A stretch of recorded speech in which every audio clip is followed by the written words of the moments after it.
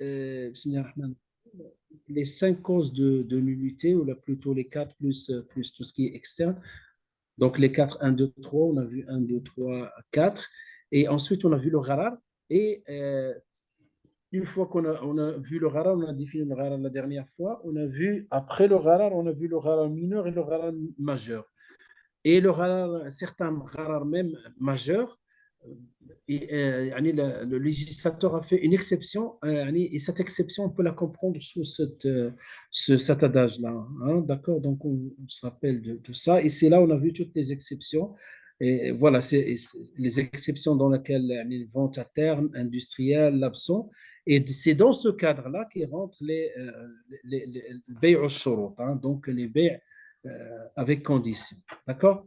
C'est ça, pour situer un peu, voir la carte du cours. Donc, bay'u al-shurut, on va, Inch'Allah, voir les cas de figure.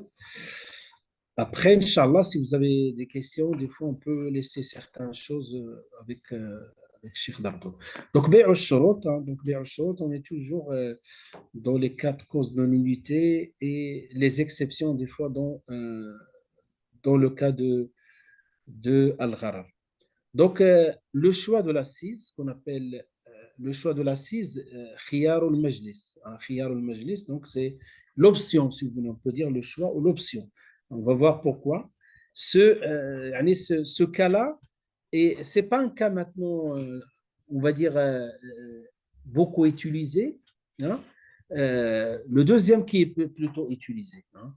Il est pas beaucoup utilisé, mais c'est intéressant pour élucider des fois la méthode des Malikites et la méthode des autres. Hein. Donc, c'est un exemple, comme aussi un hadith qui s'appelle, on n'a jamais peut-être traité, il convient de le traiter un jour.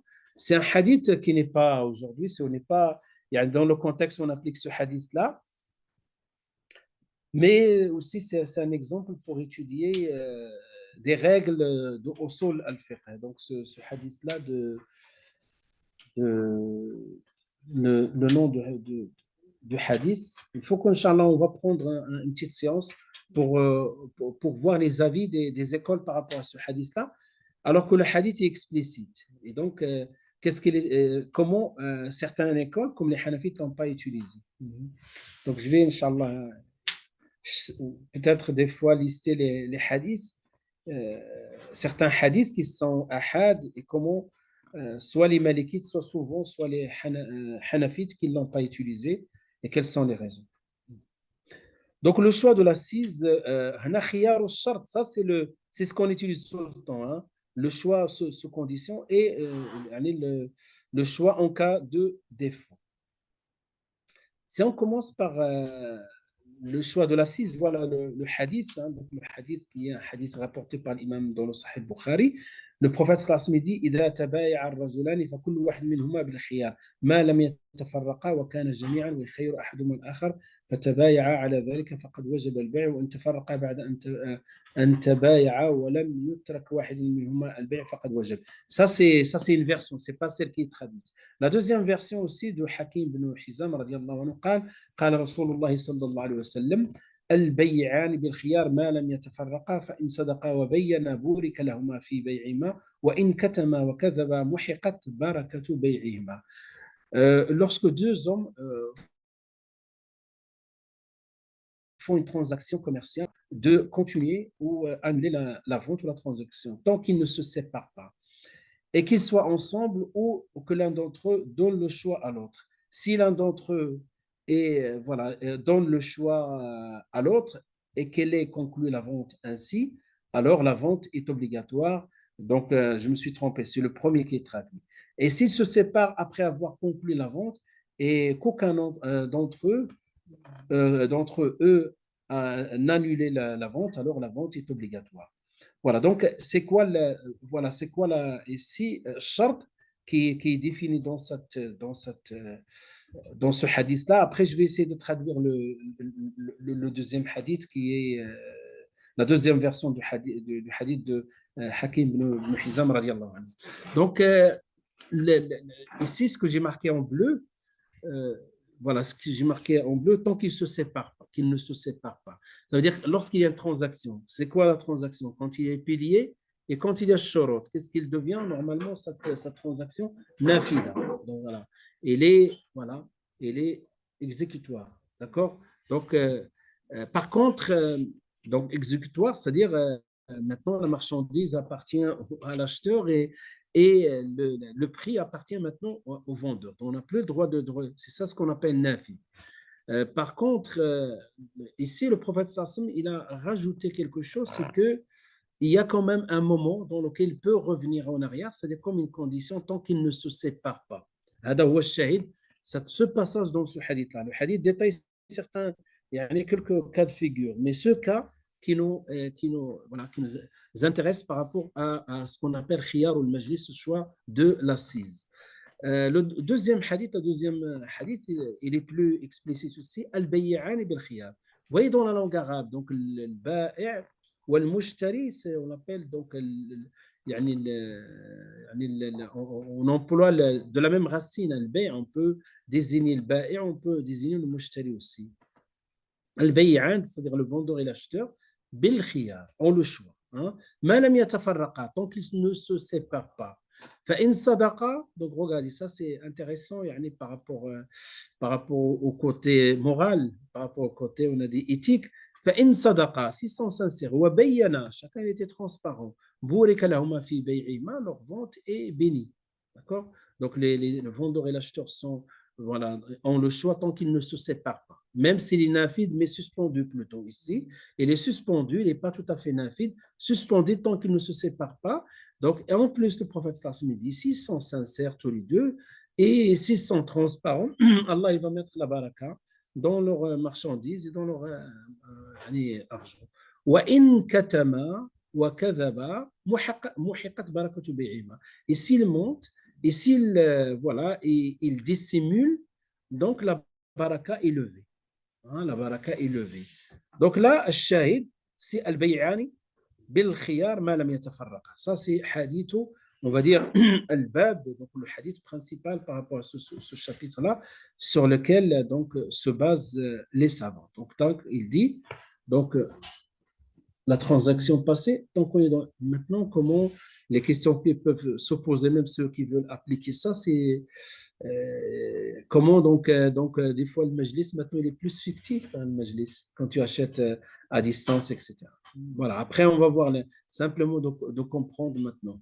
L'assise en droit au lieu de vente. L'acheteur et le vendeur ont le choix de continuer à annuler le moment où ils ont entamé la transaction qu'au moment qu'au moment de se séparer. Sauf si dans les transactions de vente, ils ont décidé tous deux qu'il n'y a pas de décision au choix. Sauf s'ils disent, on va faire la transaction, mais ce majlis, ce khiyar, le majlis, on va le lever. À savoir, le vendeur dit, je te vends cette voiture à condition que tu ne te rétractes pas une fois que la vente est conclue et tu ne pourras pas me le rendre et je ne pourrai pas te le reprendre. Voilà. En revanche, sans cette condition, si la vente est conclue et que les deux parties sont toujours ensemble, l'un des deux peut revenir sur sa vente achat et l'annuler, tant qu'il ne se sépare pas. Si on prend le sens littéral du hadith. Autre cas de figure, le vendeur déclare, déclare accepter de vendre son produit quel que soit le choix de l'acheteur. Donc, il cède son droit de renoncer à la vente. L'acheteur est seul décisionnaire quant à conclure ou annuler la vente. Donc, un autre cas de figure, l'un des deux, donc le vendeur par exemple, déclare accepter de vendre son produit, quel que soit le choix de l'acheteur. D'accord? Donc, grosso modo, voilà, donc il y a ce hadith-là.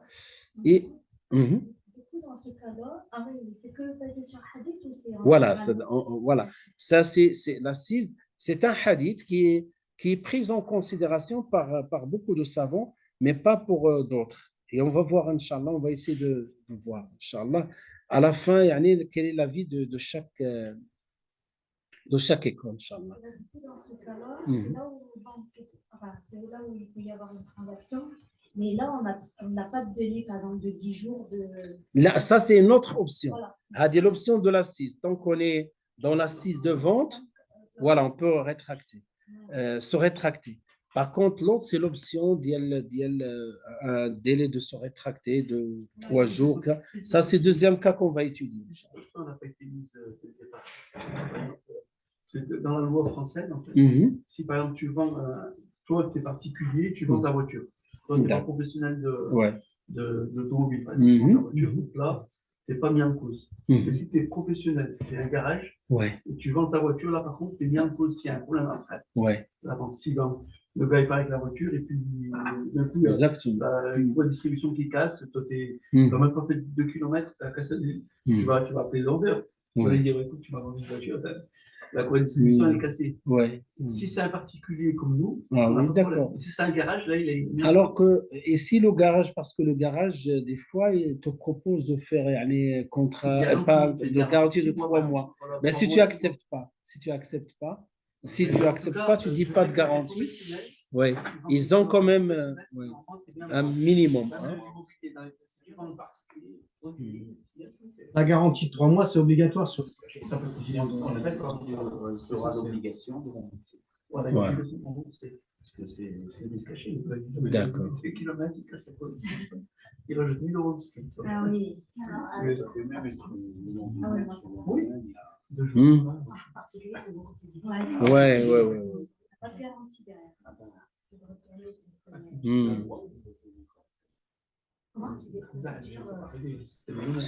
Ça prend des années. Et puis, à des moments, ils payent même le contrôle technique pour dire que tout va bien. Exactement, c'est malheureux dans ce truc-là. Dans les yeux, ça fait quoi? C'est pour ça que dans ce cas, il faut faire salat al-istikhara bien comme il faut, avant d'acheter. Parce que, voilà.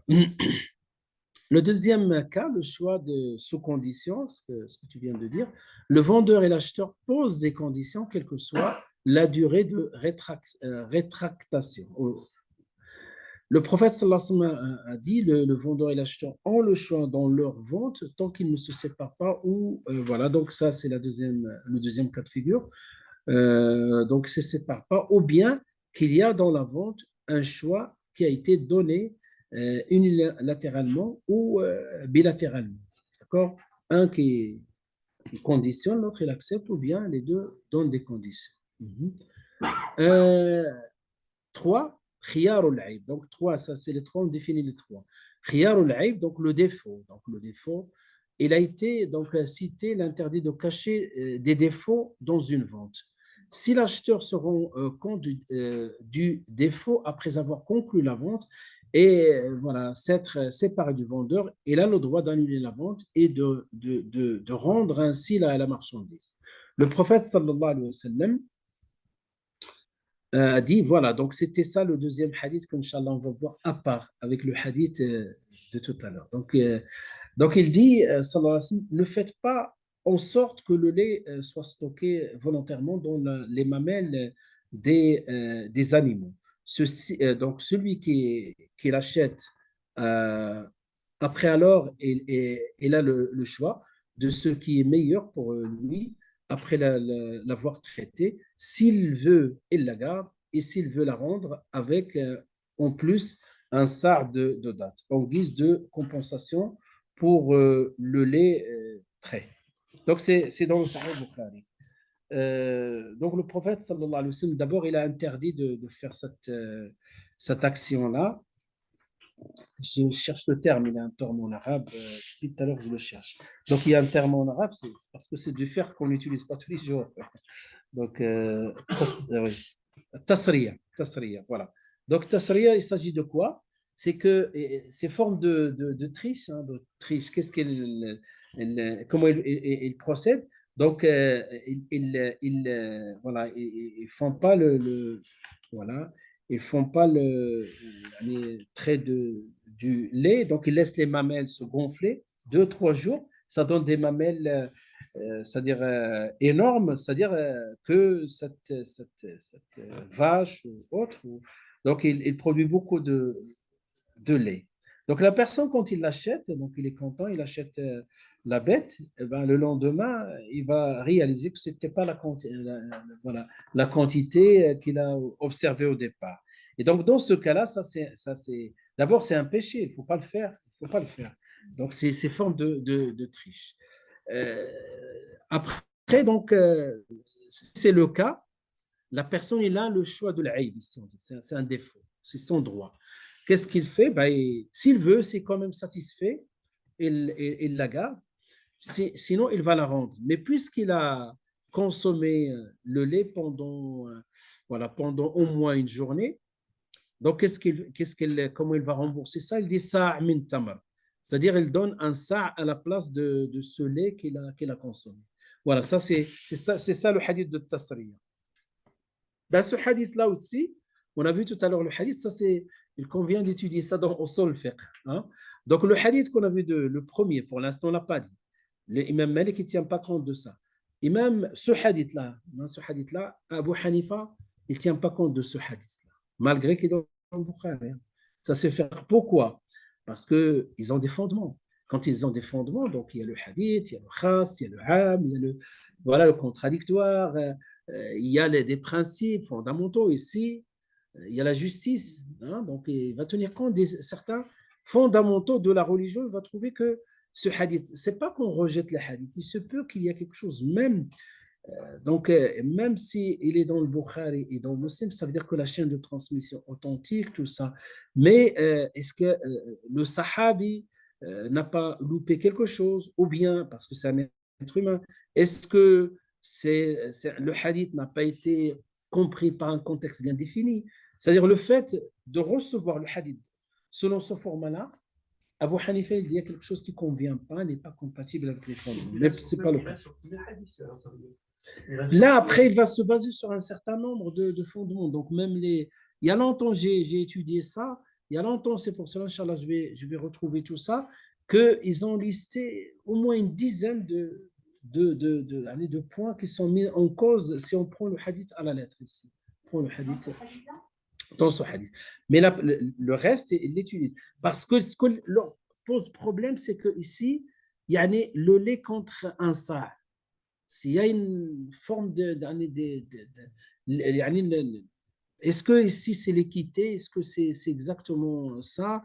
Donc, ils vont se retrouver face à un certain nombre de contradictions avec les fondements de la religion. Inch'Allah, on le traitera dans un deuxième temps, peut-être bientôt, Inch'Allah, je regarderai tout ça et je vous apporterai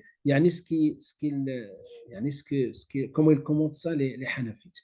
Donc là, le premier, le deuxième, troisième hadith, ce sont les hadiths, si vous voulez, de principaux du chapitre pour prouver le choix A et B et C. Donc le A, on a dit le majlis, le B, c'est le choix, hein, les options qu'on va choisir, et le troisième, c'est le khiyar. Ça ne veut pas dire qu'on va rejeter tout. C'est simplement ce qui pose problème pour eux, la quantité du lait, le sa' par rapport à cette quantité du lait. Alors, donc, khiyarul aib. Khiyarul aib, donc le troisième cas, on est toujours dans le C, hein, khiyarul aib. Les conditions, le défaut doit être ancien, avant le contrat. Donc, il était ancien, il était dissimulé, ou bien même le vendeur ne l'a pas observé. Le défaut peut avoir un impact direct sur la marchandise. Troisièmement, le défaut ne doit pas être visible au moment de la vente. Parce que s'il l'a vu, c'est qu'il a accepté. Hein? Voilà, le choix en cas de défaut s'annule. Donc, le choix en cas de défaut s'annule. C'est-à-dire, on ne tient pas compte de choix de défaut si l'acheteur a accepté. Donc, l'acceptation de l'acheteur. Destruction de la marchandise. Donc, la destruction de la marchandise. Donc, il ne peut pas revenir en arrière pour demander quelque chose ou ne serait-ce un remboursement partiel.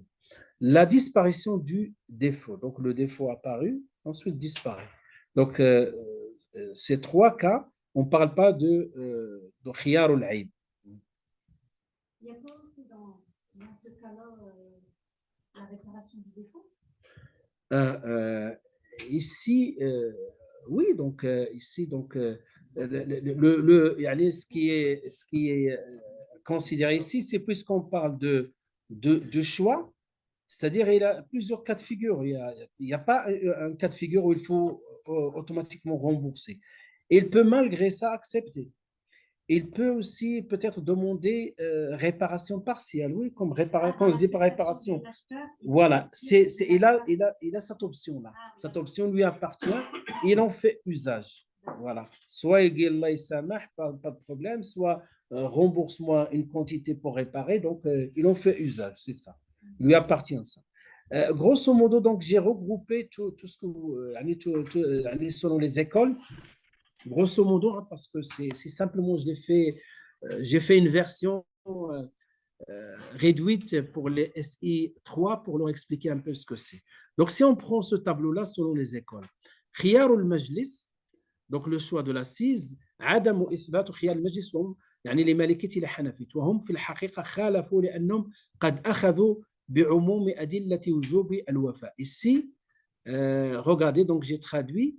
Donc, les Malikites et les Hanafites, donc la non-considération du choix de l'assise, ils ont tenu compte de la prescription majeure, à savoir Ya ayyuhalladhina amanu awfu bil uqud. Donc, parce que les Malikites, vous savez, les Malikites, ils vont se baser des fois sur Amalu Ahli al-Madina. Ils observent, ils ont constaté que les gens de Médine ne faisaient pas ça. Et donc, pour eux, Amalu Ahli al-Madina, donc les Médinois, donc c'est plus fort pour un hadith singulier. Et il se peut, des fois, tu trouves par exemple le hadith dans le Muwatta que l'imam Malik, il l'a compilé dans son recueil. Et tous les hadiths de recueil de l'imam Malik sont authentiques. Hein, parce qu'ils sont authentiques comme le Bukhari et Muslim. Entre authentifier, étudier la chaîne de transmission, étudier le hadith, dans sa recevabilité, rien à voir avec la mise en application. Donc la mise en application, c'est l'usul de chaque choix. Donc voilà, les Hanafites aussi, les Hanafites, ils ont des conditions, je ne sais pas si vous l'avez vu ou pas, c'est que parmi les conditions de Hanafites, donc quand ils ont un fondement, là ils ont un verset très clair, bon. Et là il vient ce cas-là fait exception. Et ce cas-là, on a le hadith ici, qui est le verset qui est, le verset ici qui est catégorique. Et on a le hadith, non, pardon, le verset qui est catégorique, le hadith conjoncturel. Donc les Hanafites, ils ont mis un certain nombre de filtres donc pour accepter. Parce que pour eux, pour faire le tarsis à Am, donc ici c'est question de tarsis, n'est-ce pas? Donc pour faire restriction par rapport au Am, parce que le Am dit les engagements. Et là, on peut accepter le tarsis, c'est-à-dire qu'on fait un tarsis par rapport à cette assise-là, d'accord? Mais pour que le tarsis soit valide, donc là, certes, il y a les textes, il faut qu'ils soient au même poids. Hein? Ça, c'est chez les Hanafites. Les Hanafites, ils ont mis un certain nombre de filtres. D'ailleurs, Inch'Allah, j'ai prévu j'ai pas encore fixé la date avec un Hanafite qui nous fait un séminaire sur les fondements des Hanafites, Inch'Allah. Il faut que je le contacte, Inch'Allah, s'il peut les faire pendant ces vacances scolaires, Inch'Allah. Donc, voilà, donc ça, les Malikites, parce que nous, quand on a étudié les indications linguistiques, on explique techniquement. Donc ça, c'est Am avec comment dirais-je, ce qui indique le kul, etc. Et ça, c'est Tarsis, et on fait la somme et ça donne voilà, on exclut une partie où on restreint la totalité. Mais cette opération ne peut s'effectuer que lorsque déjà ces textes-là répondent à un certain nombre de critères. Chez chaque école, il a ses propres critères.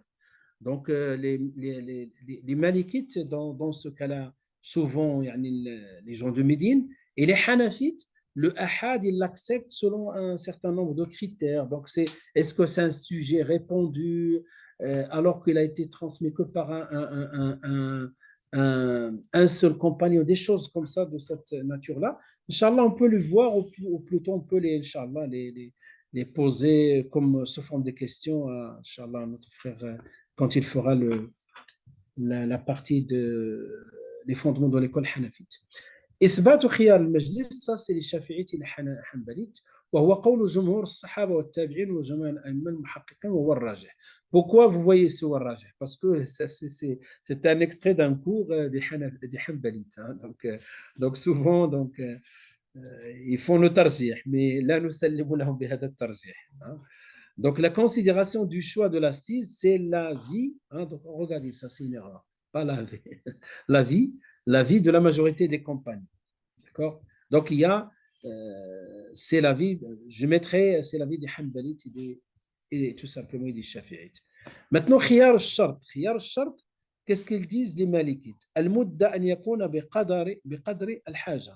Le délai en fonction du besoin. Donc il ne faut pas que ça soit éternel. Hein, donc c'est le délai et en fonction du besoin. وضيق في ذلك الشافعية والحنفية بمدة معينة وهي 3 أيام, 3 jours. Pour donc les Shafi'ites, 3 jours. Tu as 3 jours. S'il n'y a pas de défaut, donc là, voilà, il n'y a pas de charte. لا يشترط في مدة معلومة. Donc pas de délai défini. خيار oui. Ici, خيار الغبن ou le choix de défaut. خيار de défaut الغبن. Hein? لا حتى الغبن. Oui. Il y a l'Aïb, normalement, ce que j'ai vu avec vous. Est-ce que j'ai un autre Oui. Oui, c'est l'Aïb, puisqu'on a parlé de l'Aïb. Donc, certains Malikites, parce que l'Aïb, même l'Aïb, il y a fait le choix de cas de défaut, certains Malikites l'ont restreint au 1/3.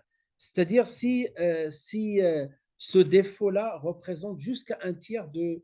Voilà, jusqu'au 1/3 de la somme. Donc la valeur, donc ce aïb-là. Oui, la valeur, exactement, la valeur. Donc, ضابط خيار الغبن, ouais, ça c'est le غبن. C'est vrai qu'il y a le غبن et il y a l'aïb. L'aïb, c'est général, donc volontaire ou involontaire, le défaut. Par contre, le غبن aussi, il peut y avoir on va dire le caractère volontaire, mais pour l'acheteur, ça revient au même. C'est pour cela que je me suis rendu compte que j'ai utilisé le غبن et le aïb en même temps dans cette troisième ligne. بينما ذكر, donc c'est-à-dire, c'est quoi le غبن? C'est la lésion. À partir de quel moment je suis lésé? D'accord? بينما ذكر, donc que ce soit volontaire ou involontaire, ça n'a pas d'importance. Donc بينما ذكر كثير من الفقهاء إلى أنه لا يقيد بشيء وإنما يكون بحسب ما يرى أهل العرف. Donc on va utiliser ici donc l'avis de Hanafi du Shafi'i, il est aussi pertinent. Pourquoi? Parce que c'est en fonction des spécialistes du métier, ils vont dire ça, ce défaut-là, il dévalorise la marchandise. D'accord? Par exemple, toi, dans l'immobilier, si un défaut, on a découvert un défaut, par exemple, quand la maison n'a pas été indiquée qu'elle est construite sur mine ou quelque chose comme ça, je dis des bêtises, mais voilà, donc après, on va aller voir est-ce que cette maison-là, je l'ai achetée par un prix normal, est-ce que je ne suis pas lésé par rapport au prix. Donc, ils vont dire, écoute, ce quartier-là, cette zone-là, cet endroit-là, c'est presque invendable le jour où tu veux vendre. Et là, on va dire stop. Hein, donc, j'étais lésé. Je demande remboursement. Ça, moi, je trouve les Hanafites ici, les Shafi'ites, c'est plus pertinent. Al-Hanabila, ضابط خيار الغبن قيده طبعا بعض الحنابلة بالثلث. Ils ont choisi à peu près l'avis des Malikites. Oui, moi j'aime bien. Exactement.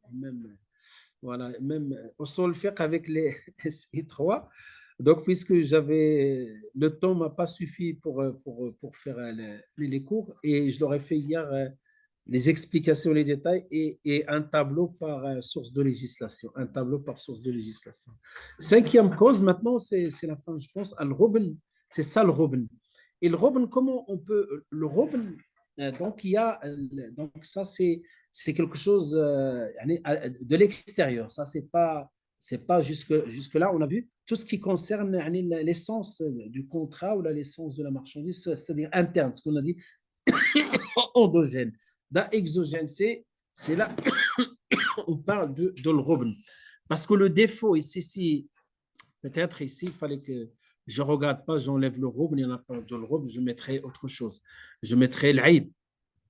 Parce que ça, ce sont des choses qui rentrent dans l'aléatoire, hein, dans l'aléa. Et on l'a traité dans le cadre de l'aléa. Le rubn, souvent, donc le rubn, il y a le caractère volonté. Hein. Le rubn, il y a le caractère volonté de telle sorte, donc j'ai traduit par la lésion. Hein. Donc de telle sorte qu'on va léser une personne. Donc les formes qu'on trouve, les hadiths, comme ce qu'on a vu dans le bay', vous vous rappelez quand on a parlé de bay' mada, le bay' de l'gharar, on a listé des cas de figure à l'époque du prophète sallallahu alayhi wa sallam. Donc bay'ul hasa, bay'ul bay'u mada, bay'ul hasa, bay'u ila akhir. Et c'est de la même manière 4 cas d'étude, donc la vente sur celle de son frère. Bay'ul rajul ala bay'i akhi. Talaqqi al-rukban, donc intercepter les importateurs de marchandises. Talaqqi al-rukban, ou talaqqi al-rukban lil-bay'. Que le citadin, c'est le hadith est comme ça. Bay'u al-hadir lil-badi, donc le citadin, la vente du citadin, je mettrais plutôt, si je reste dans la même nomenclature ou la même manière de citer les titres, je dirais ici la vente du citadin au bédouin. Bay'ul hadir lil badi. La vente, donc, bay'ul najash. Najash, c'est, on a dit, les surenchères simulées, c'est comme ça qu'on a traduit avant. Voilà, ça c'est cas de figure. Il n'y a pas que ça. Simplement, on a pris les hadiths dans lesquels le prophète sallallahu alayhi wa sallam a exprimé d'une manière générale la lésion. Il y a tricherie, donc toutes les formes des triches, ils sont là. Donc des triches ou pas forcément une triche, attention, pas forcément, mais simplement, voilà, simplement profite un peu de l'ghafla de la personne. Donc on profite, par exemple, quelqu'un qui ne connaît pas bien le marché, on va essayer d'acheter on va sous-estimer la valeur de la marchandise. Voilà, grosso modo, ce que c'est يعني بيع الرجل على بيع أخيه تلقي الركبان بيع الحاضر النجش. Ces termes-là, pourquoi on les rappelle, on les définit sans aucun doute. Première chose, on me dit, c'est très probable qu'on va faire la transaction de cette manière-là. Mais simplement, dans les ventes, moi, ce que j'ai remarqué, dans les transactions financières, toujours des principes à partir du hadith. Hein? Tu vas trouver le najash, tu vas trouver ces termes-là, même dans les transactions financières modernes. Hein? Bien sûr, dans le cadre des ventes des banques islamiques. Et en même temps, pour connaître l'illa, la raison d'être, pour connaître la illa, on change la forme, mais le fond, il reste à partir de la illa. Donc ici, qu'est-ce qu'on a donc sur la vente des autres. Hein? Donc ça, vous l'avez bien vu, ça dans le cas même du mariage, etc. On connaît bien ce hadith. Maintenant, les conséquences. Les conséquences de ça. Donc le hadith, c'est dans le même hadith que la yabi' ahadukum ala bay'i akhihi. D'accord, ce qu'on appelle le najash, ne vous enviez pas les uns les autres, la tabaradu wa la tahasadu, les autres que les uns ne fassent pas montrer le prix d'une marchandise sur le prix des autres sans l'intention d'acheter un najash. Ne vous essayez pas, ne vous tournez pas le dos les uns aux autres, que les uns ne pratiquent pas des ventes sur les ventes des autres, soyez des serviteurs d'Allah qui sont frères, le musulman et le frère du musulman, il ne lui fait pas d'injustice, il ne lui refuse pas son soutien, ni lui ment, et ne le méprise pas. La taqwa, donc la piété, et ici, désigne sa poitrine 3 fois. La taqwa, il suffit à l'homme pour être mauvais, donc bihasbi, donc il suffit à l'homme d'être mauvais, de mépriser son frère musulman. D'accord? Tout musulman est interdit, donc tout le musulman est interdit aux musulmans d'amour, son sang, ses biens, ماله وشرفه son honneur. Donc là, c'est quand si on vend quelque chose, Mhm. Qu'est-ce qu'on comprend? Voilà. revend sur site. Là, ici, le Najash, c'est une opération bien définie. C'est-à-dire, quand le prophète sallallahu alayhi wa sallam a parlé de ça, c'est quand quelqu'un, donc où est-ce qu'elle réside la lésion? C'est le robn. Le robn, c'est qu'on a fait une transaction, hein, on était sur le point de, voilà, d'acheter. Voilà, sur le point, on n'a pas, parce que si on a signé le contrat, il devient, irréversible. D'accord, sauf s'il y a des options. Mais au moment, juste avant, ça est presque d'accord. Tu interviens, par exemple, j'interviens, tu dis, et je te donne plus. Voilà, celui qui a acheté, voilà. C'est interdit, ça. C'est interdit parce que il y a une forme d'injustice envers l'autre qui était sur le point d'acheter. Pas les enchères, pas les enchères. Par exemple, dans le bon coin, il y a un article. Oui. Et on dit, vous pouvez nous laisser, par exemple, 10 euros. Et il va afficher à 15 euros. On lui dit, vous pouvez nous laisser 10 euros. Il dit oui. Et entre-temps, il y a une personne qui dit, voilà. Vous payez 15 euros. Voilà. Ça, c'est pas, oui, ça c'est. Voilà. Voilà. Donc, ça, c'est le problème du vendeur, parce qu'il n'a pas tenu sa promesse. Il s'est engagé, mais celui qui va. Non, voilà. Mais attends, c'est ça, selon les principes du vendeur. Ça, c'est pas Najash. Parce que Najash, c'est je suis au courant que tu étais sur le point d'acheter, je suis passé à travers pour te prendre cette marchandise. D'accord? Mais là, voilà. Mais c'est le problème du vendeur, parce que l'autre qui lui a donné 15 euros, et il ne savait pas qu'il y a quelqu'un sur le point d'acheter. Ah, voilà, c'est différent. Voilà, c'est différent. S'il le savait, c'est. Il y en a qui vont le prendre, il dit, ouais, mais moi je te rajoute plus. Ah. Oui, oui, oui. Ah, oui, c'est vrai. C'est vrai. Ça, c'est. Voilà. Oui, t'as quelle main? Demain, je passe, je peux ce produit. Et il passe pas. Est-ce que tu veux le garder encore ou pas? D'accord. Ben, là, il faut voir, on est dans quelle étape, quel est le statut de cette transaction. Est-ce que c'est des promesses comme ça, ou est-ce qu'on a vraiment passé la vente? Non, on n'a pas passé la vente. On n'a pas passé la vente. Voilà. Il peut se rétracter, hein, donc c'est léger ça, c'est-à-dire une erreur de sa part. La moindre des choses, t'appeler, te dire, écoute, j'achète plus. Parce que s'il a passé vraiment, quand tu dis le kelma, il a dit j'achète, c'est bon, ça fait. Là, il devient nafid. Il faut que tu tiens ton engagement et lui aussi. D'accord? Il te dit demain. Par contre, s'il te dit demain, je te donne une promesse, demain je viendrai pour acheter, tu vois? Donc, c'est une promesse. Donc, à ce stade-là, tu l'attends, il n'est pas venu. Jusque-là, il a donné une promesse, il n'a pas acheté. Parce que s'il a donné une promesse, il a acheté, c'est deux choses. Là, il a donné une promesse. Donc, jusque-là, il a peut-être, s'il n'est pas passé.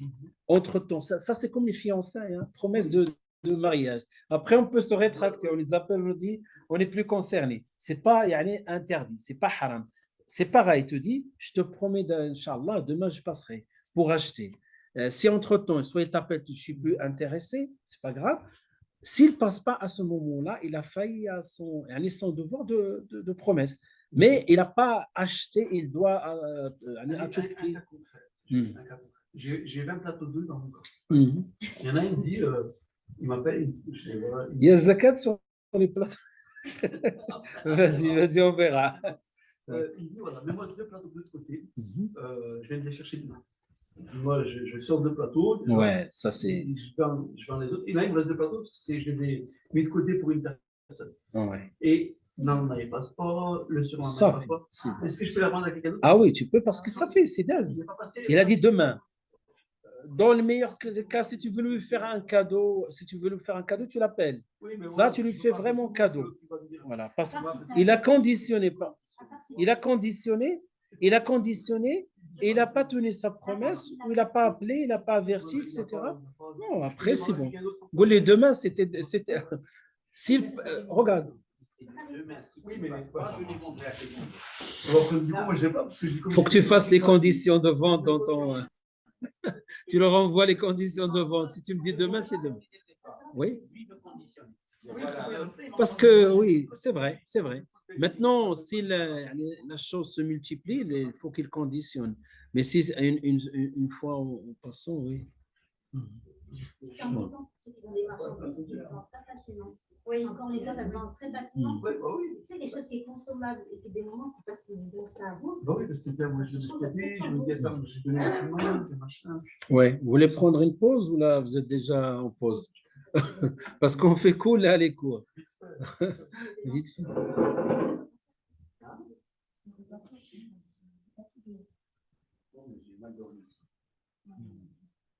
Ouais, c'est difficile maintenant de bien dormir.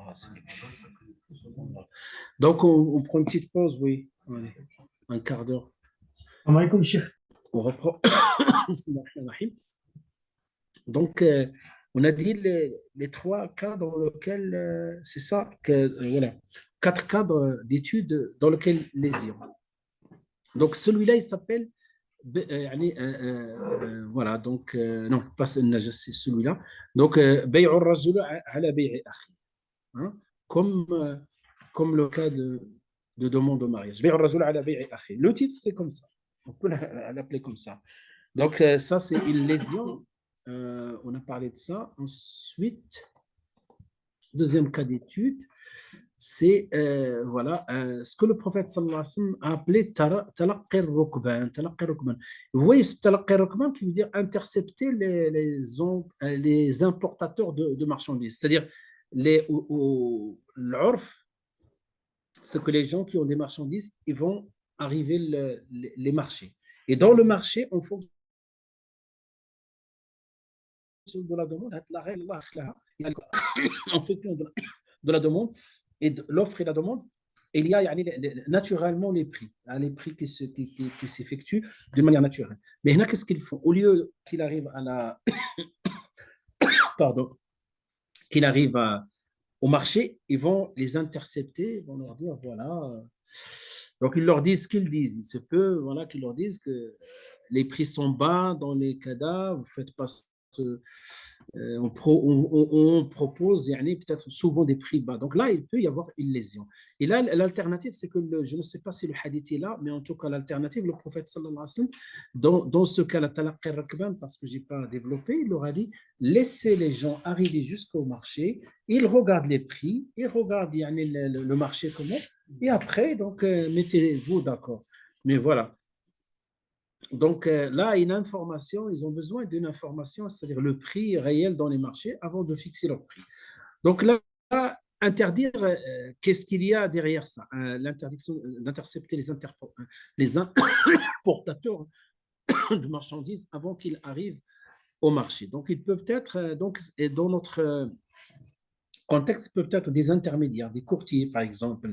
Et les courtiers, courtiers, c'est-à-dire multiplier un peu quand il y a les courtiers, multiplier les intermédiaires, et les intermédiaires impliquent l'augmentation des locaux. Chacun il va facturer sa partie. Donc, c'est pour cela, Talaqqi al-Rukban, il peut prendre, le titre, on l'appelle Talaqqi al-Rukban, mais peut prendre plusieurs formes, comme ces courtiers, des fois, sans valeur ajoutée, comme le fait d'avoir un courtier, c'est pas interdit. Hein, pardon. Les courtiers, c'est comme au bled, on les appelle samsara. C'est un métier, donc il peut avoir des avantages, des inconvénients, mais c'est autorisé.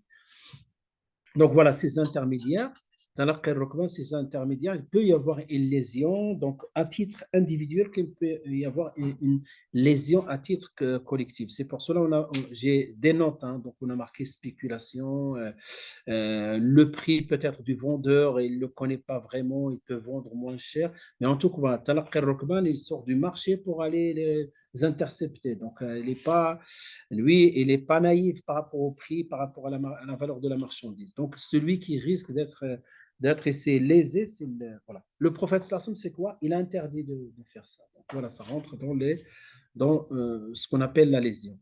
Troisième cas de figure, il a dit sallallahu alayhi wa sallam, que le citadin ne vend pas aux bédouins. Là, ce hadith-là, la illa est très difficile de la comprendre. Moi, personnellement, je peux parler de quelques raisons d'être que j'ai entendues, Mais il n'y a personne qui est catégorique par rapport à ça. Wallahu alam. Peut-être je n'ai pas assez vu. Donc ce hadith est célèbre. Hein. Donc certains expliquent ce hadith par le fait que, donc vous voyez, donc, que les citadins ne vont pas aux Bédouins. Que les Bédouins, lorsqu'ils arrivent au marché, ils achètent voilà, les denrées. Hein. Donc ce n'est pas les denrées alimentaires en grande quantité. Et le lendemain, il y a une diminution, le prix augmente. Hein. Les prix augmentent. Donc certains disent ça. Certains disent que les citadins ne vont pas. C'est-à-dire certains disent que d'autres, hein, on ne sait pas la raison d'être. Hein.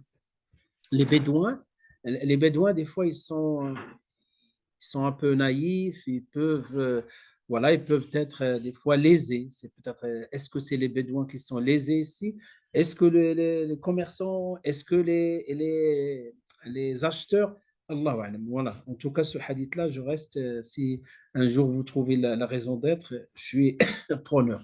D'autres, peut-être liés à les deux, oui, oui. De toute façon, donc voilà, donc au moment, donc aujourd'hui, on n'a pas cette question qui se pose. Le monde est devenu un village, donc il n'y a plus de différence, il y a plus, donc on ne va pas géolocaliser la personne pour lui dire, toi tu achètes, toi tu ne vends pas. À l'époque, le commerce, c'était quelque chose qui faisait que on pouvait soit écarter du monde, Ouais. c'est ce qu'ils ont fait pour le blocus, hein, pour faire ça Ouais. 50 km de côté, Ça, on ne vend rien, on n'achète rien. C'est ça. En fait, c'était ça, une attaque par le commerce. C'est ça. Tu achètes toute la marchandise, il n'y a plus rien. Ouais. Ou bien l'ihtikar qui garde la marchandise. Mais mais bon, c'est une manière. En fait, tous les trucs qu'on n'apprenne pas, c'est ce qu'ils ont fait cette année au Maroc. Il y a eu oui, c'est incroyable. Incroyable. Ils les ont achetés et après ils leur vendaient beaucoup plus cher. Ouais. Ça, c'est indécent. C'est indécent. Quand tu gagnes de l'argent sur le dos. Ouais, ouais. Ça, c'est quelque chose de bas, abject. Ouais, ouais. C'est voilà. C'est pas les fabricants qui ont profité de l'occasion. Non, c'est les commerçants. C'est les intermédiaires. Voilà. Ouais. C'est pour ça que beaucoup de gens ont mis les fabricants en direct avec les associations. Ouais. Oui, c'est bien ça. Oui, oui. L'islam aspire à cette manière d'acheter et de vendre, c'est d'enlever le maximum d'intermédiaires. L'islam, il pousse toujours à éviter tout ça, d'aller directement chez les producteurs. C'est-à-dire, si en tant que musulman, si par exemple j'adopte cette méthode-là, j'achète directement chez les fabricants, je peux considérer même ça comme une ibada parce que c'est ce qui favorise l'islam. D'accord. Donc, ici, de toute façon, ce qui intéresse les savants de citer ces cas de figure, de chercher les illas. Une fois les illas, ben ici, les illas, quand il y a un hadith, j'ouvre une petite parenthèse par rapport à l'qiyas, c'est-à-dire les voies pour parvenir à une illa. Masalikul illa. Masalikul illa, ici, comment on peut faire? On a le texte. Donc, sur le texte, il n'est pas explicite. Donc, il n'a pas dit voilà la raison, les cahiers pour que ou la kadam. Donc, premièrement, il n'y a pas de texte, on va dire, d'une manière indirecte. Il n'y a pas de ima, c'est-à-dire, peut-être il y a ima, mais c'est lequel? Qu'est-ce qu'ils font là? C'est là où ils utilisent voilà, c'est là où ça sabr au taqsim. Ou si la illa est indiquée d'une manière ima, il utilise takhrij al-manar ou حتى يوصلوا إلى تحقيق المناط. Ça, c'est deux opérations différentes. Et donc voilà, à partir de ça, il y a la méthode de sabr wa taqsim. Voilà, examiner les caractéristiques jusqu'à ce qu'on tombe sur la raison d'être. Et c'est ça qui est important pour nous. Najash aussi, ça c'est. Par contre, la raison d'être, on peut la détecter. Ouais. Ouais. Le deuxième, qui n'est pas compris en fait. C'est lequel? C'est-à-dire les citadins ne doivent pas avoir pitié des Bédouins, les Bédouins, lorsqu'ils allaient de les Bédouins, que les citadins qui les séculaires. Ici, tu parles de cette phrase-là? Le deuxième point. C'est lequel? Ici et le lendemain? Le deuxième point. D'autres. C'est-à-dire les citadins le citadin ne doit pas vendre en tant que courtier du bédouin. Ah oui, voilà. Donc, le deuxième point, c'est-à-dire que le bédouin arrive, il va l'intercepter. Parmi les explications des savants, il va l'intercepter, il lui dit, je m'occupe de ta marchandise, c'est moi qui va la vendre. Voilà, tu me la laisses à tel prix, moi, je m'occupe de la vente, il augmente le prix. Un courtier, un intermédiaire. C'est le bédouin Non, c'est le citadin. Le citadin va voir le bédouin. Il va lui dire, voilà, je vais être je vais te représenter, c'est moi qui va vendre ta marchandise. Donc, parce que le hadith, qu'est-ce qu'il dit? Que le citadin ne vend pas au bédouin. Certains l'ont compris que ici, le citadin, il va aller voir le bédouin, il va l'intercepter sur la route, il va lui dire, je prends en charge ta marchandise, je vais la vendre. Voilà, quel est ton prix? Il va se mettre d'accord avec au niveau du prix. Il ne va pas l'acheter et revendre, il va s'occuper lui-même. C'est-à-dire que les citadins ne vont pas, parce qu'on a traduit, on a traduit, et on a donné un sens. C'est-à-dire que le citadin ne représente pas et ne vend pas à la place de Wallahu a'lam. Mais dans ce cas-là, non, tu n'as pas compris. En fait, là, à la base, on est dans la vente du citadin à bédouin. Donc, alors, c'est le bédouin qui vend là, le citadin qui vient acheter Oui. et lui, il va revendre au bédouin. Non, il va revendre au marché. Voilà. Du coup, on est dans les importateurs, là. Certains l'ont compris comme ça. Parce qu'à l'origine, regarde en arabe, bay'ul hadir lil badi. Est-ce que bay'ul hadir, donc le hadir c'est le vendeur et l'acheteur c'est le badi, ou bien bay'ul hadir lil badi, ça veut dire le citadin vend pour le bédouin. Il vend pour lui. C'est-à-dire, il lui vend sa marchandise. Parce que si tu prends le texte en arabe, c'est pas la traduction, on a donné un seul sens. C'est-à-dire, ce texte en arabe, yahtamilu al-wajhan. Il peut être interprété par c'est le hadir qui vend au bédouin, comme il peut être expliqué que le hadir, c'est-à-dire le citadin, vend pour au bédouin ou là au nom de bédouin. Al-hadir lil-badi. Parce que, voilà.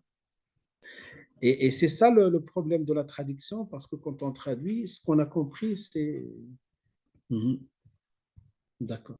Le citadin, dans ce cas-là, quand il aura besoin, est-ce qu'il doit lui payer la marchandise tout de suite ou bien il la vend d'abord et après s'il paye ce qu'il a acheté, il peut la revendre. Ça ne pose aucun problème ici. Voilà. Et si ce n'est pas le cas. Donc, si on prend le deuxième, voilà, et lui après il va dire attends, je m'en occupe et après je t'amène ton argent. Allah, en tout cas. Najash, ça c'est plus facile à comprendre. C'est donc subhanallah, quand j'étais jeune, vous savez, Casablanca était encore un peu mélangé de campagne, et même maintenant certains quartiers. Et il y avait ce qu'on appelle un quartier, pas loin de mon quartier, où il y avait le halqa. Vous savez, le halqa, donc quand ils font un tour au milieu, un qui raconte des histoires, un qui fait de la magie, voilà, comme ça, au niveau des illusions, c'est pas la magie noire. Et il y avait plein de choses. Et il y avait ceux qui font le khamar, vous ne voyez pas d'inconvénient. Et voilà, tu mets quelque chose, et voilà, tu mises. Si tu gagnes, tu as le double. Si tu gagnes, en général, tu perds. Et il y avait de la vente. On tournait. J'étais à l'école primaire.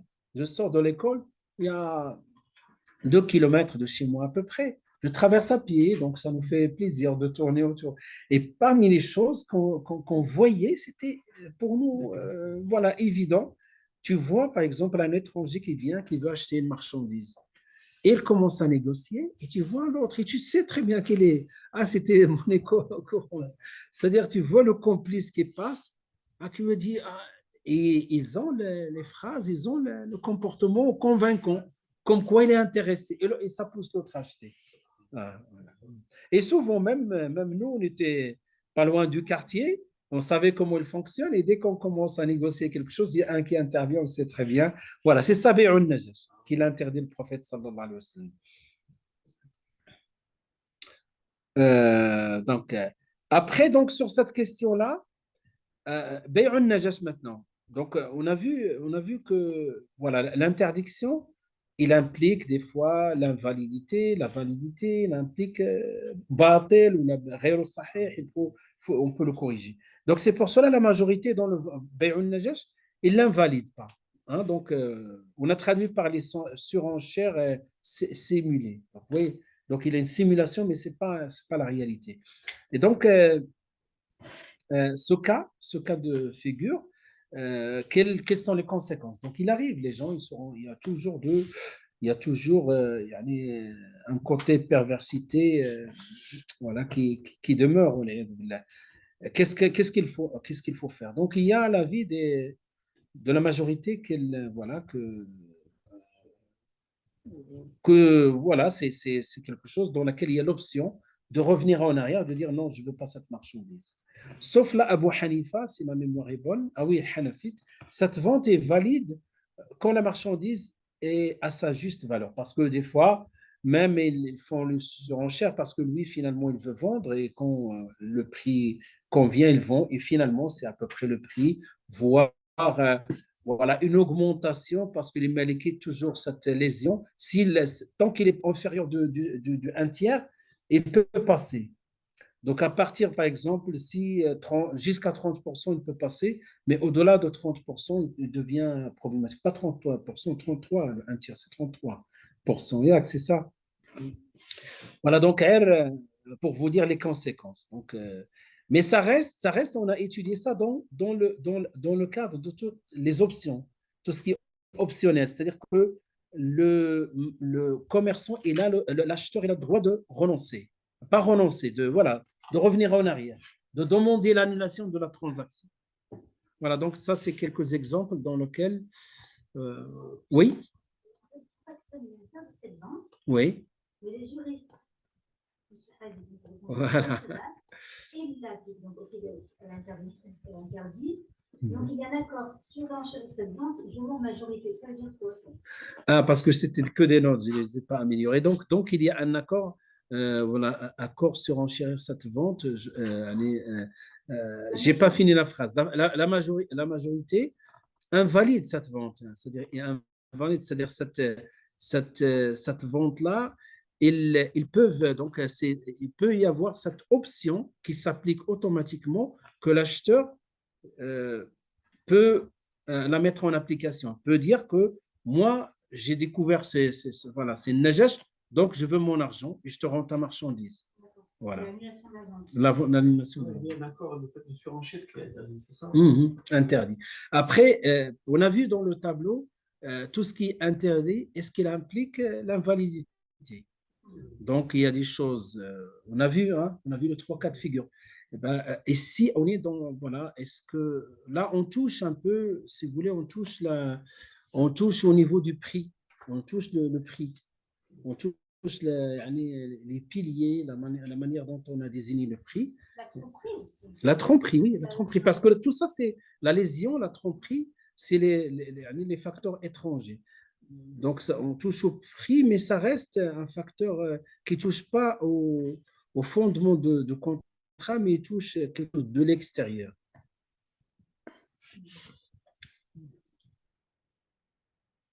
Voilà d'une manière générale, ce que je présente maintenant, ou ce que j'ai fait l'année passée.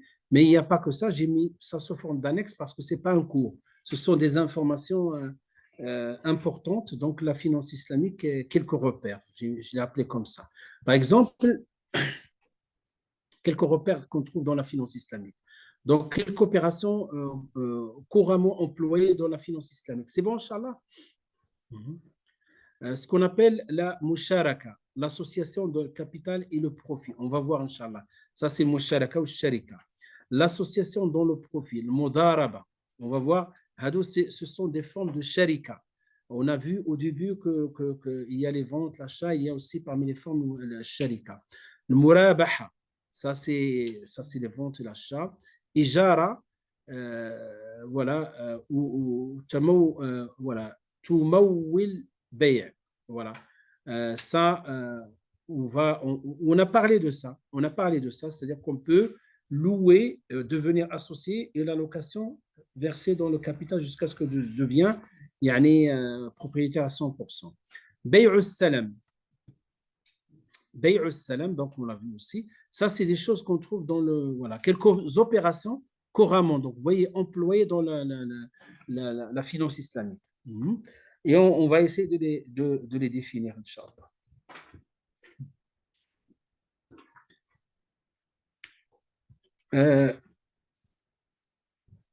La musharaka est un contrat par l'intermédiaire duquel deux ou plus de deux parties associées leur capital, donc Ra'sul Mal, le capital on l'appelle Ra'sul Mal, dans une entreprise commerciale ou un autre projet financier, les profits obtenus étant répartis entre elles suivant des proportions déterminées d'un commun accord dès le moment où le capital prend effet et les pertes étant supportées pour chaque partie à hauteur de son investissement.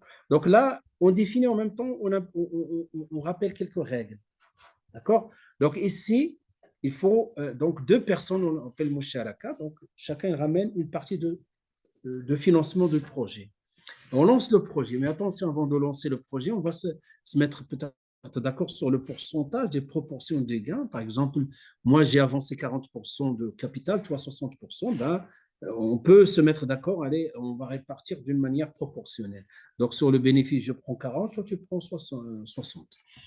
Ça, c'est des conditions qu'on va fixer. On peut ne pas tenir compte de ça. On peut augmenter ou dire 50-50.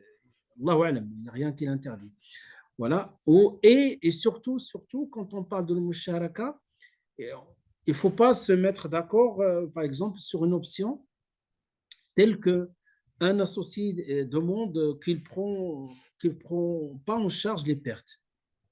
Ça ne peut pas se faire. Sinon, c'est une riba ou là, c'est une forme de riba. Ça, on ne peut pas le faire. Donc, parce qu'il y a des principes. Donc, la musharaka, mutanaqisa, est une musharaka particulière à travers laquelle l'investisseur participe au financement d'une opération commerciale avec l'intention de se retirer progressivement de celle-ci par la vente de son associé. Donc, vous regardez, si on est mutlaq, musharaka, c'est mutlaq. Et là, yani muqayyad. D'accord? Vous voyez, musharaka, mutanaqisa. D'accord? Est-ce que c'est bon pour les sœurs, hein? D'accord. Et là, quand on va faire le taqyid, c'est-à-dire que c'est un, il va se retirer petit à petit et l'autre, il gagne jusqu'à ce qu'il devienne. Ça, voilà.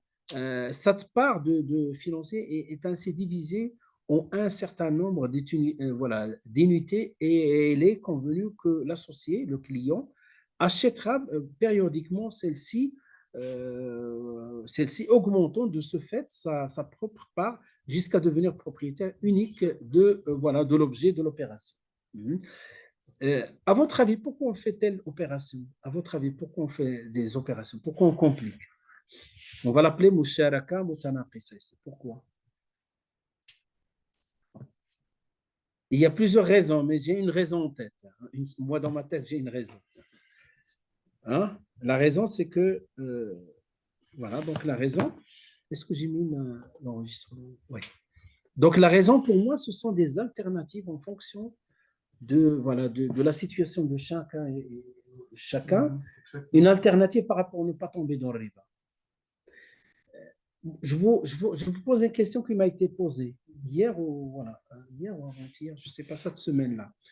Il y a quelqu'un, oui, hier dans le cours avec les SI 3.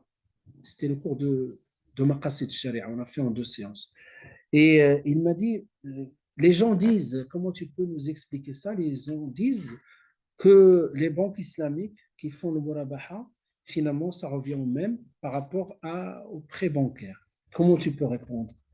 Allez. Il n'y a pas la notion d'intérêt dessus. Il n'y a pas notion d'intérêt. Voilà. Parce que c'est défini au départ. Exactement, c'est ça. C'était ça ma réponse. Je lui dis, ça, c'est une vente qu'Allah a autorisée. Parce que si tu dis revient au même, ça, c'est quand on regarde de point de vue matériel et à titre individuel. Je regarde, mais finalement, là, 30%, il a moins cher. Non, regarde pas ça. Ça, c'est à titre individuel. Mais à titre même de la société, on est en train de bousiller notre économie pour nous, pour nos enfants. Mais la réponse première, cette transaction est halal, cette transaction est haram. C'est pour cela que j'ai dit ici, ces alternatives pour qu'on se casse la tête, on cherche le halal, ce qu'Allah a autorisé. Deux transactions, une est autorisée, une est interdite. Dans les bénéfices quand même qui se font parce que après, oui, ça, après, c'est humain. Donc, parce que, oui, on peut leur reprocher certaines choses. Mais on ne peut pas leur reprocher, par exemple, qu'ils sont dans le haram. préjudice aux musulmans aussi. Préjudice aux musulmans, c'est que lui, il va te justifier par rapport à son investissement parce qu'il n'a pas les mêmes facilités qu'une banque. Il n'a pas les mêmes facilités. Il a des difficultés. Voilà. Il ne peut pas supporter. Les banques supportent certaines charges parce qu'ils sont dans une banque centrale, ils ont beaucoup d'avantages et beaucoup d'avances même par rapport à leur existence. Mais ces banques-là, ils sont obligés parce qu'ils ne sont pas à but non lucratif. C'est pas, ils ne font pas de l'hiba ou de l'qard al-hassan. Ils font simplement du commerce. Hein. Du commerce, ils vont se conformer avec le commerce en islam, mais ils veulent gagner, ils ne veulent pas perdre. Avoir une comparaison, c'est comme si tu as par exemple un grand magasin et un petit magasin. Oui. Tu veux acheter C'est vrai. Chez c'est pas le même prix. Pourquoi?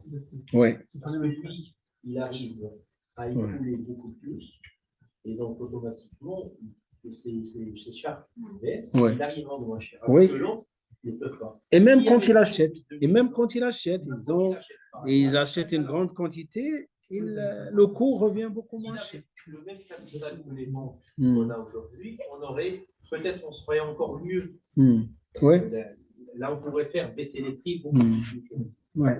C'est ça que même au Maroc, par exemple, quand il y a eu les banques, la première chose, c'est qu'on a demandé aux gens, si vous voulez qu'ils baissent, mettez votre argent dans ces banques-là, parce qu'ils auront du capital. S'ils ont du capital, ils peuvent prêter leur argent. Est-ce que ça, c'est des banques à part au Maroc? Là, d'une manière générale, c'est les banques conventionnelles. Vous voulez du halal, on vous vend du halal. Vous voulez du haram, on vous vend du haram. Nous, peu importe. Nous, notre halal et haram, c'est de gagner. Perdre, c'est haram pour nous. Votre halal et notre halal, c'est pas la même chose. Voilà, c'est grosso modo. Nous, notre haram, c'est ne pas perdre. Notre halal, c'est beaucoup gagner. Et après, ce que vous voulez. Voilà. Tu peux même trouver, par exemple, deux guichets. Un guichet dans lequel il sera avec le hijab pour caricaturer. Voilà. L'argent qu'ils ont obtenu, si ce fonctionnement n'est pas bon, parce que le Mourabaha, normalement, ils sont censés, leur argent, il est censé être halal. Ils l'ont obtenu déjà de base. Voilà. Ils l'ont obtenu avec des après, oui, c'est une bonne question. C'est que pour avoir le label, de ce label, entre parenthèses, halal, je ne sais pas si vous avez entendu, il y a 2 jours, un petit reportage sur France Info qui dit le marché du halal. Il y a maintenant même le tourisme halal. Je peux le comprendre, mais je ne peux pas comprendre le mot halal. Donc, le mot halal, c'est avoir ce label halal. Pour avoir ce label halal, ce n'est pas un label, c'est-à-dire les banques islamiques, ils se basent sur quoi? Il y a ces comités, hein, donc le comité, comme le cas de contrôle de la viande, ABS et tout ça, ces comités, ils vont voir toutes les lignes comptables, l'origine de l'argent, comment il a été, etc., pour à la fin donner le label et que nous, on peut être tranquille. Il y a un contrôle, c'est pas parce que... C'est-à-dire, ils ne vont pas utiliser l'argent, ça c'est la moindre des choses, ils ne vont pas utiliser l'argent, le capital dans lequel il est mélangé de riba. Eh oui. Normalement, dans ce mot, il va y avoir toutes les types, en fait. Normalement. Vas-y, dis-moi les... Voilà. Oui, c'est vrai qu'on a vu la boucherie. Moi, je ne comprends pas qu'il y ait bio, machin. Normalement, en fait, pour une viande, elle devrait être éthiquement halal. Ça veut dire que même dans l'élevage, on ne devrait pas avoir de prix à 3 € et qui viennent en cage, etc. Tout à fait. Moi, ça me dépasse. En fait, je ne comprends pas là-dessus. Oui, en fait. Je vais te répondre par une question. Combien de personnes font la prière dans la communauté musulmane? Le pourcentage qui font la prière au bled. Allez, là où il y a l'adhan. Je connais pas, vous. De toute façon, je peux te confirmer moins de 50%.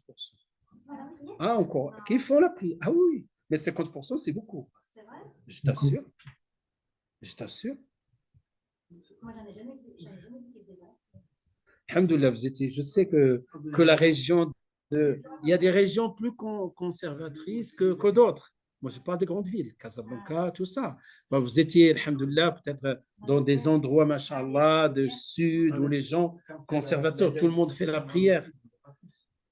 Moi, je peux vous dire, il y a des endroits où personne ne fait la prière. Des endroits, j'étais choqué à la campagne, dans ma jeunesse, j'étais très content. Tout le monde a contribué à la construction de la mosquée. Après, ils ont sorti de l'argent pour faire même le haut-parleur. Et j'étais une fois jeune avec mon cousin, je lui dis, allez, on va faire la prière à la mosquée. On a entendu l'adhan de loin, je suis très content. On arrive, on trouve que le frère, ce qu'on appelle le frère, hein, c'est l'imam, hein, c'est celui qui apprend. Et après, où est-ce que là, il m'a dit, c'est comme ça, il n'y a personne qui vient. Et voire même personne qui prie. Ils sont contents de construire la mosquée, mais non, c'est-à-dire, pourquoi j'ai posé cette question-là? Ça veut dire quel est le taux de pratique, et quand il dit pratique, dans ces pratiquants-là, il y en a qui khafullah, qui craignent Dieu. Voilà. Après, donc, le marché du halal, lui aussi, c'est un marché favorable pour le bénéfice. C'est pas, Moi, je connais un frère, c'est un cas particulier, on va dire. Et il y a tous les produits qu'il va acheter, comment ils ont été fabriqués. Si par exemple, on a presque mis à l'esclavage des gens, on les payait 1 euro, oui. 1 mois ou 10 euros pour 1 mois, il n'achètera pas. Oui. Et celui-là, j'achète pas, c'est pas une vraie vente en fait. Oui. Lui, il a dit si j'achète pas, je contribue. Je contribue, exactement. 10 euros 1 mois. Ah ben, les gens n'ont pas le même niveau de moralité. Ça, c'est l'excellence pour moi. Le foie gras, c'est voilà. Il gave, c'est ça. Pour moi, ça, c'est ce qu'on appelle le wara. Le wara, vous savez ce que c'est le wara? Le wara, c'est des fois des choses visiblement halal et on se passe de ces choses-là pour ne pas tomber dans le haram. C'est ça. Pour des choses cachées à l'intérieur. Ça, c'est... Et le wara, quand on parle de wara, on parle de quelqu'un pieux dans un niveau très élevé. Le wara. Ça, c'est le wara. Moi, je vais avoir très difficile. Voilà. On n'achèterait pas. Il y a une surexploitation. Voilà. Eh bien, je suis tout à fait d'accord. Donc, ça, sur le halal, ce n'est pas la fin de la chaîne. Hein. Donc, c'est au moment où on va sacrifier la bête selon les rites de l'islam. Il faut que ça soit tout du début de la chaîne. Voilà. Oui. Ça fait quand même partie de l'étude. On sait qu'elles ont le code, on sait en fait. Code 3. Et quand on voit 2 et 3. Ah oui, il y a des codes. Oui, c'est 0, c'est bio, 1, c'est plein air. D'accord. Ah oui. C'est 3, c'est en cage. D'accord. C'est-à-dire au début de code. 3, c'est cage. 3 et 2. 2, c'est semi. Cage, mais au sol. Et 3, c'est des œufs. C'est vraiment le pire. Voilà. C'est là. Même le 2, c'est pas. Et 0, c'est plein air. D'accord. Alhamdoulilah, j'apprends quelque chose. De toute façon, alhamdoulilah, depuis plusieurs années, on achète que le bio là, chez Gilali. Et si j'en ai pas, j'achète le bio. Le bio, c'est automatiquement, c'est pas 3. D'accord. Le bio, ils peuvent pas être 3. Le top, c'est le 0 et 1, c'est bien. Mais il faut savoir que même la belle rouge, je prends pas, je prends que le bio. Certifié. D'accord. Et oui. Voilà. Donc, profit Musharaka. Donc, c'est ça. Donc, on a parlé de ça, c'est l'alternative de riba. Il existe Musharaka Mutanaqisa. Donc, c'était Musharaka et maintenant Musharaka Mutanaqisa.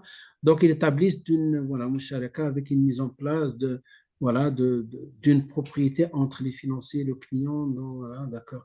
Location de la part du financier au client, promesse du client acheter les unités représentant la part financière, achat réel d'une unité à différents termes, ajustement de la location selon la part restante. Donc, vous voyez, toute cette démarche-là, c'est ça.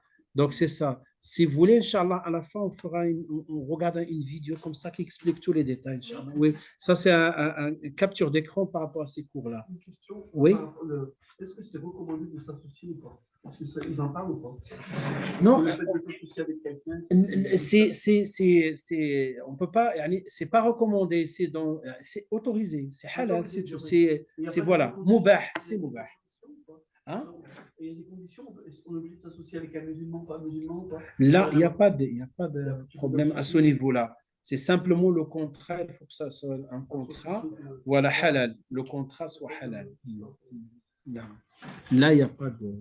Mais du coup, tu vas avoir des problèmes par rapport, par exemple, à la zakat et tout. Oui, voilà, non, mais après, même en tant que musulman. Parce que si tu te mets avec un non-musulman, oui.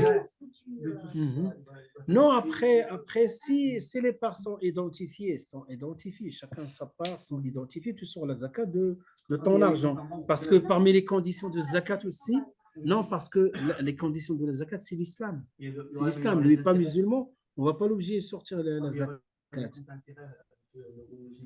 Là, après, voilà, c'est le contrat halal, on a dit, hein, dès le début, halal. Et moi, par exemple, je possède 30% du capital.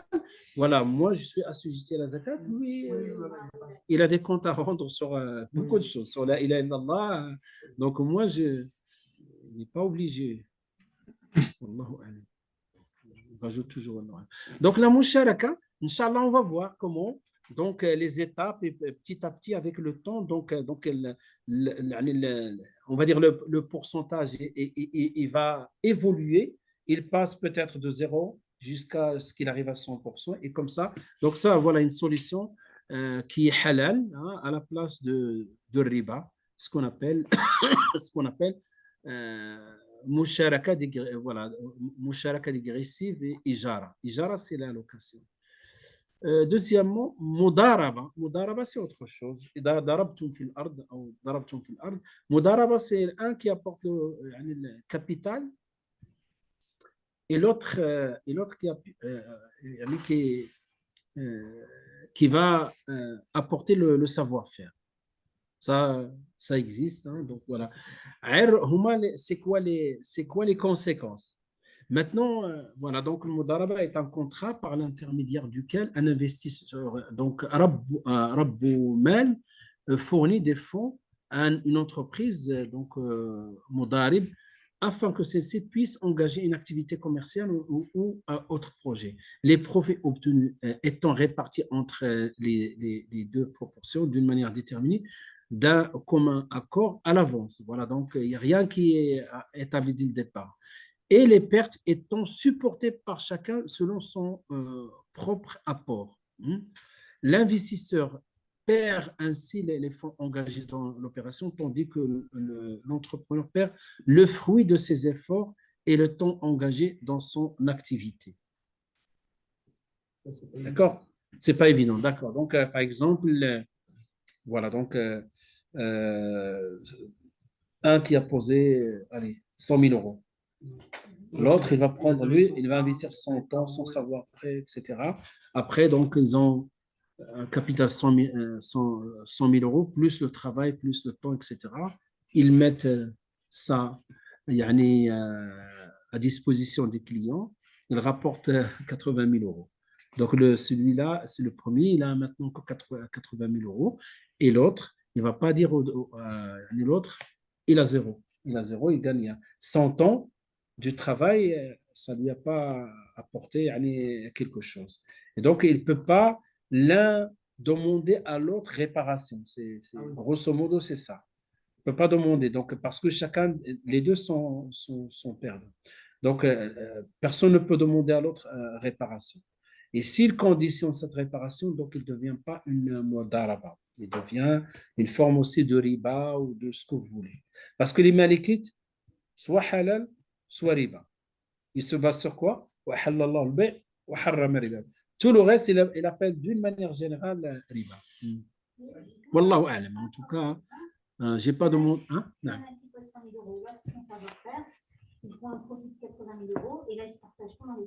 C'est quelque chose qu'ils vont établir au début. Voilà, c'est une condition libre. Voilà. Ils vont le faire taqyid, ils vont yqayyiduha. Au départ, voilà. Au départ indéfini, après ils vont la définir. Mais pas après, avant de commencer à produire. Ça, il y a liberté par rapport à ça. Non?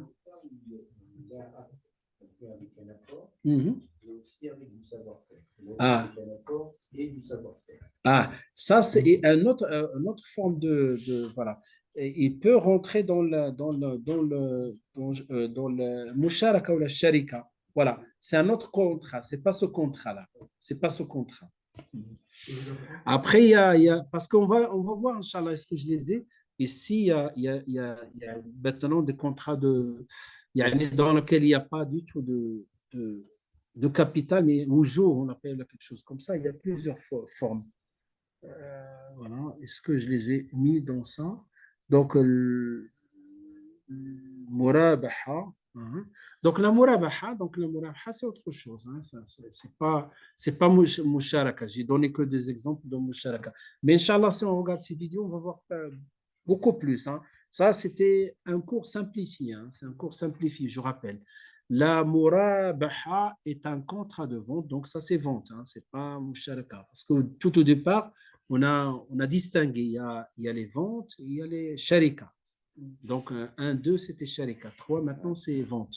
La murabaha peut revêtir deux aspects. Une transaction directe entre le vendeur et l'acheteur, une transaction tripartite. C'est le cas de murabaha dans les banques. Donc, direct, il n'y a pas de divergence. Hein? Il n'y a pas de problème. Hein? Parce que l'acheteur, il dit, j'ai acheté avec tel montant et je demande tel pourcentage de bénéfice. Direct. Par contre, quand il y a dans la vente, ou dans les banques islamiques, il y a une troisième partie. Donc, une transaction tripartite entre un acheteur final ou donneur d'ordre d'achat. Hein? Un premier vendeur, le fournisseur, et un vendeur intermédiaire exécutant de l'ordre d'achat et financier. Cette seconde formule a été retenue dans les opérations financières, dans le financement islamique. L'organisation de financement intervient ainsi en qualité de premier acheteur vis-à-vis du fournisseur et de revendeur à l'égard de revendeur à l'égard de l'acheteur donnant d'ordre le client. Voilà, donc définition de la murabaha. Donc on a évoqué dans les contrats ce qu'on appelait l'aman, dans lequel il y a sécurité, il y a transparence, d'accord, parmi les conditions. Et là, Inch'Allah, dans la vidéo, Inch'Allah, on va voir, il va bien détailler, expliquer. Donc ce slide, ça c'est un slide que j'ai pris, capture d'écran. Murabaha est un contrat de vente d'un bien existant. Donc vous la connaissez, c'est pas la peine que je lise. Hein? C'est bon? Voilà. Mais là, il ne parle pas de l'intermédiaire, pour l'instant. Non, si elle parle de l'intermédiaire, je pense qu'on avait un schéma, non, c'est pas ici. Je l'ai montré, c'est-à-dire dans lequel vous aviez la banque, vous avez le client, et en bas, il y avait, on a mis dans le cas d'achat des ordinateurs, donc lui, l'ordre, voilà, il lui donne. Sinon, il y avait l'intermédiaire, c'est celui qui monte le dossier. Ah, les intermédiaires. Ah, d'accord. Mais Easy 570, à la fin, j'ai bien compris, j'ai jamais acheté chez eux. Eux, est-ce que c'est eux qui vont vendre? Non, je ne sais pas comment ils fonctionnent. Après, ils vont te faire le lien. Voilà, ils montent le dossier, ils prennent leur pas, ils prennent leur. Voilà. Et après, tu es directement avec la banque. Voilà. Voilà, il faut le montage. Oui. Oui, moi aussi, je connais un étudiant qui était là, il l'a fait. Hein.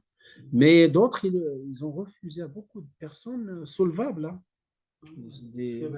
Peut-être, voilà, peut-être pour nous solvable, pour eux, c'est pas assez. Parce qu'il y a un apport aussi. Il y a un apport. Ouais.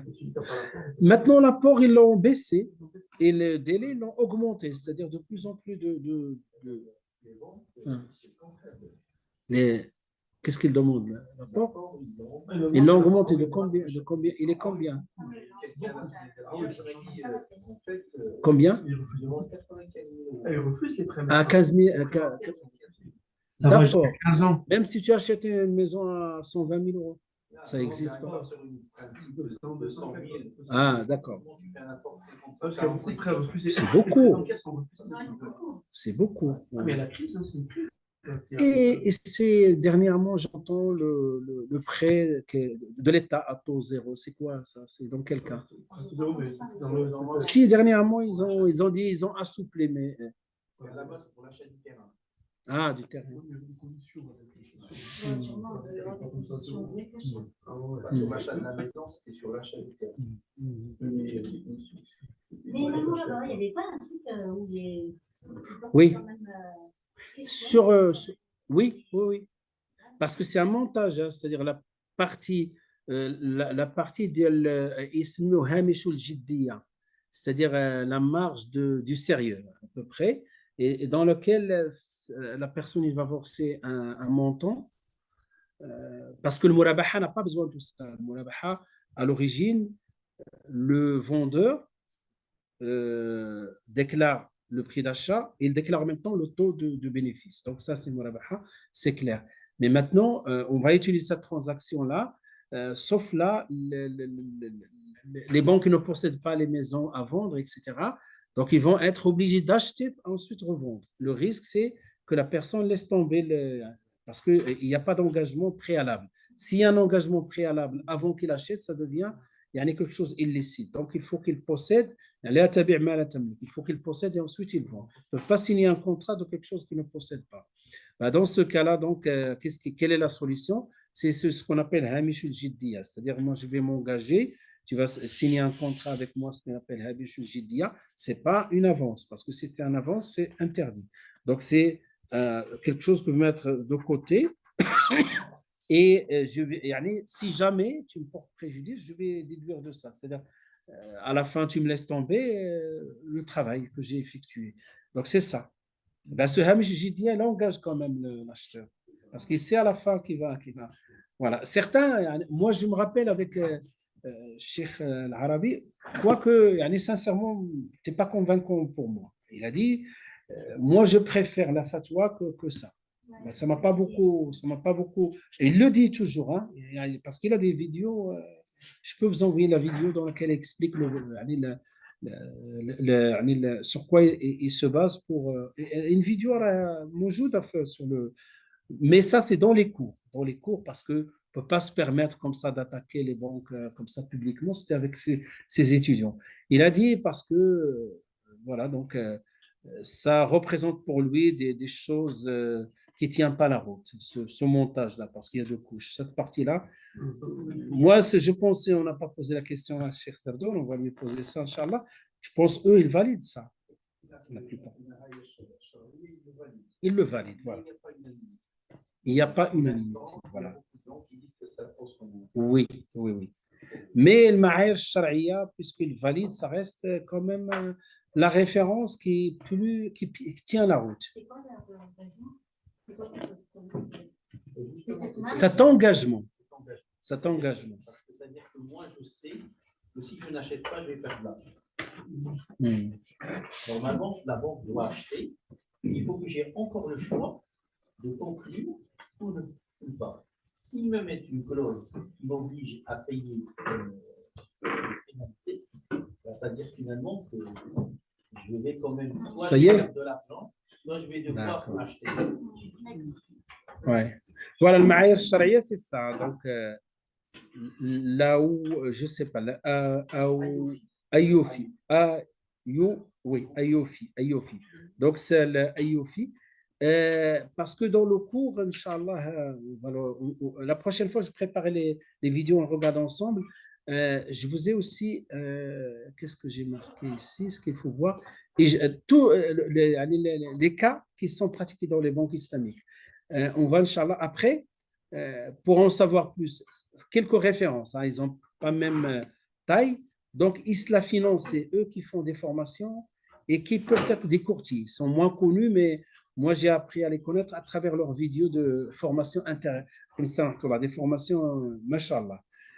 Ça, c'est doit être une petite structure, même presque une entreprise individuelle. Ça, c'est de Abonour. Voilà, Tariq Abonour. J'ai laissé ça, c'est Easy 570. Et c'est pas la même chose, hein, simplement quelques références pour en savoir plus. Et donc, voilà, donc vous avez toutes les références, il sert à quoi? Donc, ça, c'est surtout pour la formation. Après, ils font du conseil, ils vendent du conseil. Donc là, ils vendent du conseil en France. Hein. Donc, ça, c'est plus ici des conseils en France, ça, ici des conseils. Hein? C'est sérieux tout ça. Oui, c'est sérieux, c'est sérieux. C'est sérieux. Après, en toute honnêteté, Inch'Allah, je saurai plus le jour, Inch'Allah, parce que c'est prévu pour le mois de mars avec Tariq Abono, de nous présenter un peu qu'est-ce qu'ils font, est-ce qu'elle peut nous parler, est-ce que c'est une entreprise individuelle, est-ce qu'il y a vraiment des salariés, combien, est-ce qu'ils ont voilà, toute l'année des contrats, etc. Après, voilà, ça c'est la norme du halal, si tu veux. C'est comme la norme pour les standards du halal, c'est le 4. Easy 570, c'est des courtiers. 1 et 2, ce sont voilà, des entreprises de conseil. Ils donnent des conseils. Si quelqu'un veut, par exemple, investir, une entreprise investir dans le halal, ils peuvent les prendre. Et tout ça se base sur le droit des ventes. Hein, tout basé, donc, ouais. Oui, Isla Finance, donc ils ont quand même, voilà, ils ont voilà, donc quand il a présenté dans les formations, capture d'écran aussi, donc ils ont quand même sur le marché et même dans certains pays leur présence, et voilà, c'est assez sérieux. Donc si vous voulez, par rapport à ces quatre-là, voilà, par rapport à ces quatre-là, C'est que de la formation? ils font de la formation. Par exemple, quelqu'un qui veut devenir voilà, par exemple, il veut créer un cabinet de finances comme ça, comme celui, ils leur font la formation. Ils font la formation. Mais, Allah, je ne connais pas ces formations. Est-ce que c'est formation en quelques semaines, ou ça ne se chiffre pas des années ou quoi? Donc, il faut vraiment une formation solide. Il faut qu'il étudie. Pour moi, celui qui veut rentrer dans ce domaine-là, au moins il a étudié dans les détails le livre de Ibn Rushd, hein, donc, sur les ventes. Et après, on passe, deuxième étape, tous les produits, leur conformité avec le droit des ventes et les avis juridiques.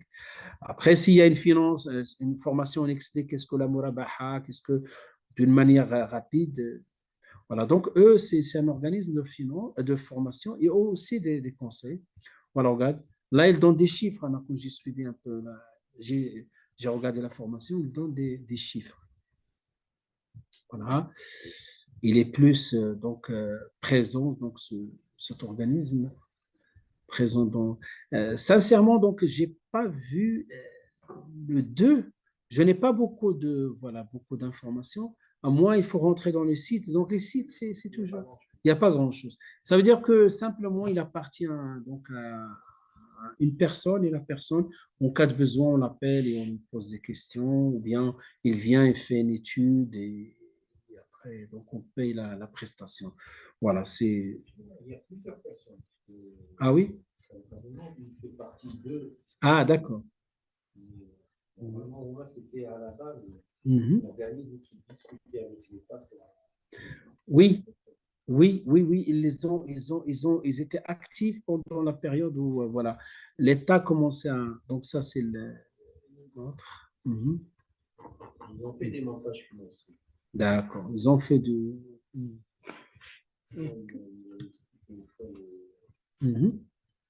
société qui vend la production solaire. Voilà, c'est ça. Leur site. Ouais, voilà leur site. Ah, Sokok, d'accord. Sur 7 ans. Pour 7 ans. tu as à peu près 7% de récolte. D'accord. C'est le seuil maximal qui peut te donner. Mhm. Et au bout de 7 ans, la société récupère en fait Ces actifs. Ouais. ses secours. Voilà, c'est Soko. D'accord. D'accord. C'est une différence pour créer, donner en fait du liquide à une société sur 10 ans, je crois. Sa durée de vie, elle est de 10 ans. D'accord. D'accord. Au bout de 10 ans, tu récupères ton argent. Et chaque année, tu as 7% D'accord. Regarde, par exemple, qui sommes-nous, biographie des membres. Voilà, donc le membre, il y a donc Dr Moulay Mounir El Khadiri, Dr Tariq Abounour, Cheikh Mohamed Jamil Cherifi. Voilà, donc je connais aucun. Voilà. Après, donc, les conférences, les ateliers, est-ce que. Voilà, on voit les dates très anciennes. Voilà. Est-ce que c'est toujours d'actualité? Après, Inch'Allah, ce cours-là, parce que ça fait des années.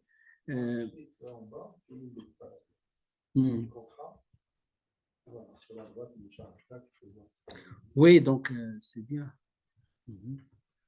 Les principes financiers islamiques. Qu'est-ce qu'ils disent par rapport aux principes de finances islamiques? Allah est on voit sur leur site, parce que c'est lui qui gère les deux sites, le site de l'Imalikite. Oui, ça c'est pas mal, ces introductions de les voir. Ensuite, il y a quoi?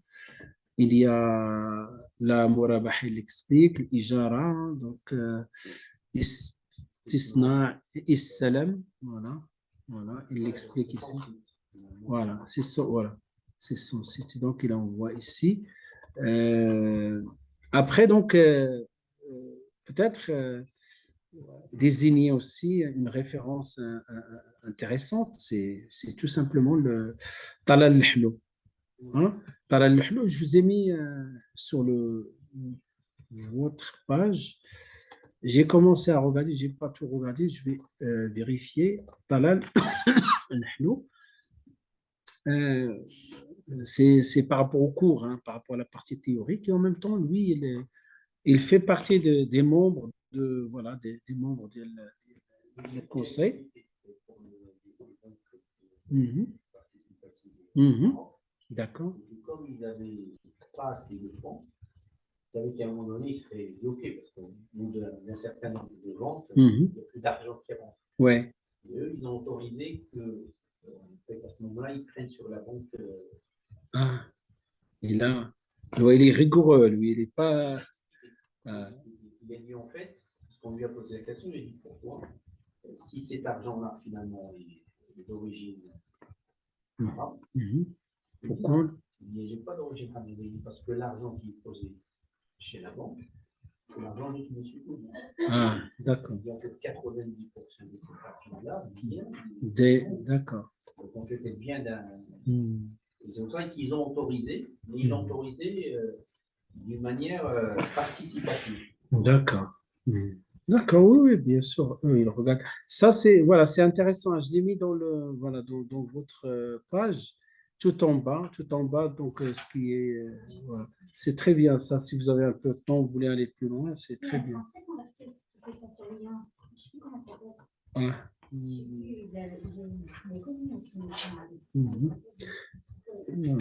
a un système de banque comme ça. Ah oui? Ouais, je sais plus, je D'accord, oui, si vous connaissez comme ça les informations, parce que c'est un domaine, alhamdoulilah, qui commence maintenant à se faire connaître de plus en plus.